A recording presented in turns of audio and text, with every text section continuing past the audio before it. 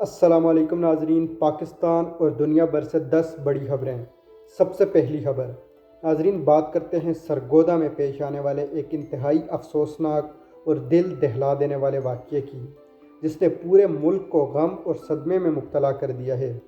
7 سالہ معصوم بچی منتہا کے اغوا، زیادتی اور قتل کے مرکزی ملزم ارسلان کو ناظرین آج CCD پولیس کے ساتھ مبینہ مقابلے میں ہلاک کر دیا گیا ہے۔ پولیس کے مطابق ننھی منتہا گھر کے قریب ایک دکان سے سامان خریدنے کے لیے گئی تھی، جہاں ملزم نے اسے ورغلا کر اپنے ساتھ دکان میں لے گیا۔ بعد ازاں اس معصوم بچی پر جنسی تشدد کیا گیا اور پھر اسے بے دردی سے قتل کر دیا گیا۔ اس واقعے کے سامنے آنے کے بعد ناظرین پورے ملک اور پورے علاقے میں شدید غم و غصہ پھیل گیا تھا۔ پولیس نے کارروائی کرتے ہوئے 3 دیگر ملزمان کو پہلے ہی گرفتار کر لیا تھا، لیکن مرکزی ملزم ارسلان فرار ہونے میں کامیاب ہو گیا تھا۔ پولیس کا کہنا ہے کہ جب اسے گرفتار کرنے کی کوشش کی گئی تو مبینہ مقابلہ ہوا، جس دوران وہ اپنے ہی ساتھیوں کی فائرنگ سے ہلاک ہو گیا۔ یہ واقعہ ناظرین ایک بار پھر اس بات کی یاد دہانی کرا رہا ہے کہ ہمارے معاشرے میں بچوں کی حفاظت ایک بڑا مسئلہ بنتی جا رہی ہے۔ متاثرہ خاندان آج بھی مکمل انصاف کا منتظر ہے، جبکہ پولیس مزید تحقیقات کر رہی ہے۔ عوام کا مطالبہ ہے کہ حکومت اور قانون نافذ کرنے والے ادارے بچوں کے تحفظ کے لیے مزید سخت اور مؤثر اقدامات کریں، تاکہ مستقبل میں ایسے المناک واقعات کو روکا جا سکے۔ دوسری خبر ناظرین آپ کے ساتھ شیئر کرتے ہیں اپر ساؤتھ وزیرستان کی طرف، جہاں سیکیورٹی صورتحال ایک بار پھر تشویش کا باعث بن گئی ہے۔ اطلاعات کے مطابق مسلح افراد نے ایک SHO سمیت 8 پولیس اہلکاروں کو اغوا کر لیا ہے۔ اس واقعے کے بعد پورے علاقے میں ہنگامی صورتحال پیدا ہو گئی ہے اور پولیس نے بڑے پیمانے پر سرچ آپریشن شروع کر دیا ہے۔ ڈسٹرکٹ پولیس آفیسر نے تمام دستیاب وسائل استعمال کرنے کی ہدایت جاری کر دی ہے، تاکہ مغوی پولیس اہلکاروں کو جلد از جلد بازیاب کروایا جا سکے۔ اپر ساؤتھ وزیرستان پہلے ہی ناظرین کئی سالوں سے دہشت گردوں اور سیکیورٹی خطرات کا سامنا کر رہا ہے۔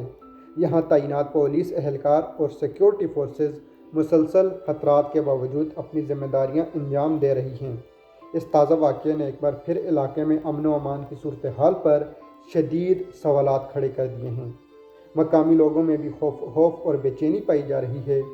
عوام کی خواہش ہے کہ حکومت اس علاقے میں دیرپا امن قائم کرنے کے لیے مزید مضبوط اور مؤثر حکمت عملی تیار کرے، تاکہ ایسے واقعات کا مستقبل میں خاتمہ ہو سکے۔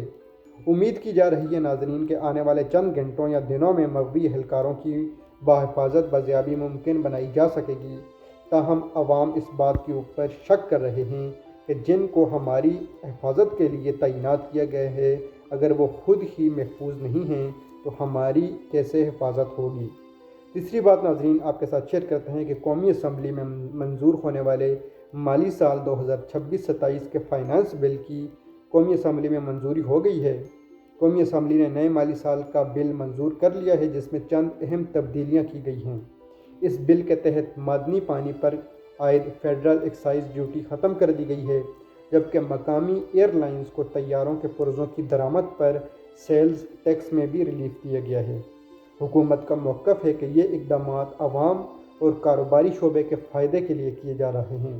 تاہم دوسری جانب تنقید کرنے والوں کا کہنا ہے کہ یہ بجٹ بین الاقوامی مالیاتی فنڈ یعنی IMF کی شرائط کے مطابق ایک غلام بن کر تیار کیا گیا ہے اور اس میں عام شہریوں کو خاطر خواہ ریلیف نہیں دیا گیا۔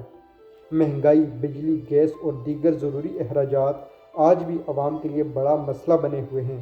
ماہرین کا کہنا ہے کہ اس بجٹ کے اثرات آنے والے مہینوں میں واضح ہوں گے اور عام پاکستانیوں کی روزمرہ زندگی پر اس کے مثبت اور منفی دونوں طرح کے اثرات سامنے آ سکتے ہیں۔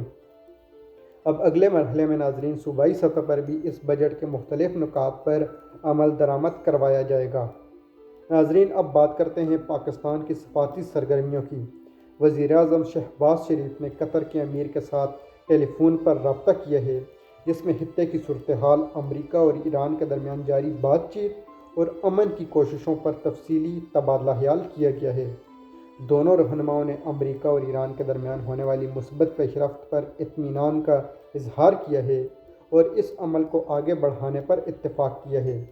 تجزیہ کاروں کا کہنا ہے کہ اگر خطے میں کشیدگی کم ہوتی ہے تو اس کے مثبت اثرات پوری دنیا خصوصاً پاکستان جیسے ترقی پذیر ممالک پر زیادہ پڑیں گے۔ تیل کی قیمتوں میں استحکام آئے گا، تجارتی سرگرمیاں بہتر ہوں گی اور معاشی صورتحال میں بہتری آ سکتی ہے۔ عوام کو امید ہے ناظرین کہ حکومت اس موقع سے فائدہ اٹھاتے ہوئے مزید معاشی اصلاحات کرے گی تاکہ عام لوگوں کو بھی براہ راست فائدہ پہنچ سکے۔ اطلاعات کے مطابق اگلے 7 دنوں کے دوران مزید اہم پیش رفت متوقع ہے۔ اب ناظرین اگلی خبر آپ کے ساتھ شیئر کرتے ہیں، جہاں لوئر ساؤتھ وزیرستان جہاں ایک اور افسوسناک واقعہ پیش آیا۔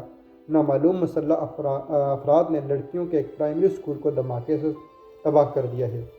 دھماکے کے نتیجے میں اسکول کی عمارت مکمل طور پر تباہ ہو گئی، جبکہ خوش قسمتی سے جانی نقصان کی اطلاعات موصول نہیں ہوئی۔ اس واقعے نے مقامی لوگوں میں شدید خوف و ہراس پیدا کیا ہے۔ تعلیم، خصوصاً بچیوں کی تعلیم، پہلے ہی ان علاقوں میں کئی چیلنجز کا سامنا کر رہی ہے اور ایسے واقعات صورتحال کو مزید خراب کر دیتے ہیں۔ ڈی پی او نے واقعے کی تحقیقات کا آغاز کر دیا ہے اور ذمہ دار عناصر کی تلاش جاری کر دی ہے۔ عوام کا مطالبہ ہے کہ حکومت فوری طور پر اسکول کی دوبارہ تعمیر کرے اور تعلیمی اداروں کی حفاظت کے لیے مزید مؤثر اقدامات کرے تاکہ بچوں اور خاص کر لڑکیوں کی اور بچیوں کی تعلیمی مستقبل کو محفوظ بنایا جا سکے۔ اسلام آباد سے ناظرین ایک بڑی خبر سامنے آئی ہے، جہاں سیکٹر H9 کے مشہور اتوار بازار میں اچانک آگ بھڑک اٹھی۔ اس خوفناک آگ کے نتیجے میں 100 سے زائد دکانیں جل کر راکھ ہو گئی۔ فائر بریگیڈ کی ٹیموں نے طویل کوششوں کے بعد آگ پر قابو پا لیا، لیکن اس دوران متعدد دکانداروں کا لاکھوں روپے کا سامان جل کر راکھ ہو گیا۔ متاثرہ تاجروں کا کہنا ہے کہ ریسکیو اور امدادی ٹیمیں وقت پر نہ پہنچ سکی، جس کی وجہ سے نقصان میں اضافہ ہوا۔ یہ واقعہ ناظرین خاص طور پر ان چھوٹے تاجروں کے لیے ایک بہت بڑا دھچکا ہے جو اپنی روزی روٹی کے لیے انہی دکانوں پر انحصار کرتے تھے۔ عوام کا مطالبہ ہے کہ حکومت متاثرین کو مالی معاونت فراہم کرے اور آگ لگنے کی اصل وجوہات کی شفاف تحقیقات کروائے تاکہ آئندہ ایسے حادثات سے بچا جا سکے۔ اب بات کرتے ہیں ناظرین پاکستان اور ایران کے تعلقات کی۔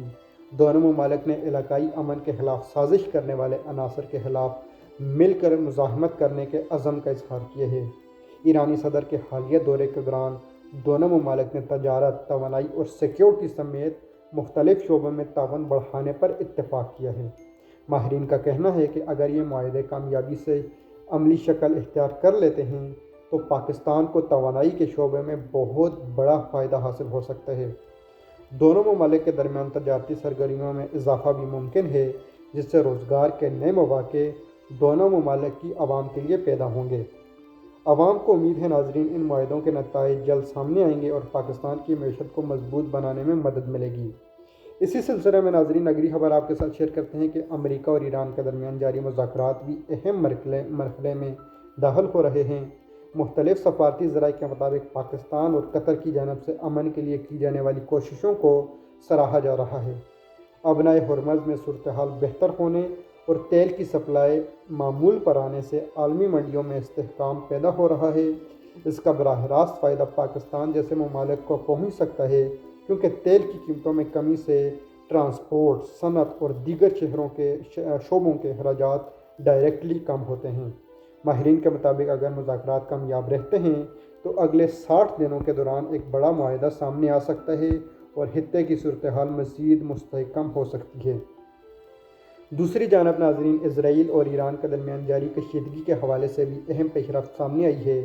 تجزیہ کاروں کے مطابق اسرائیلی وزیر اعظم نیتن یاہو کی سیاسی پوزیشن پہلے کی نسبت اسرائیل کے اندر کمزور دکھائی دے رہی ہے، جبکہ پاکستان مسلسل سفارتی سطح پر امن اور استحکام کے لیے کوششیں جاری رکھے ہوئے ہے۔